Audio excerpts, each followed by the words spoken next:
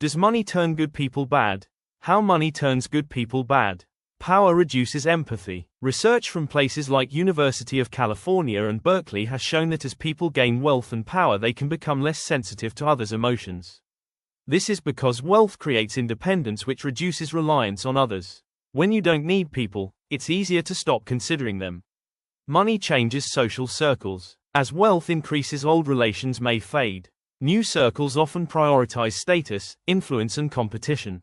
Morality can subtly shift towards winning rather than doing right. The environment shapes behavior more than we like to admit. Entitlement grows slowly. Money can create a sense of exceptionality. The belief that rules are flexible. Justification of questionable decisions. Incentives override value. Wealth often brings pressure to maintain status. Fear of losing it. High-stakes competition. When survival becomes tied to money or reputation, ethical lines can blur. Money amplifies who you already are. Money doesn't necessarily make people bad. It magnifies their existing traits. Generous people with money often become more generous. Insecure people with money may become more controlling. Status-driven people may become obsessed with dominance. Identity becomes attached to net worth. When self-worth becomes tied to net worth, losing money feels like losing identity.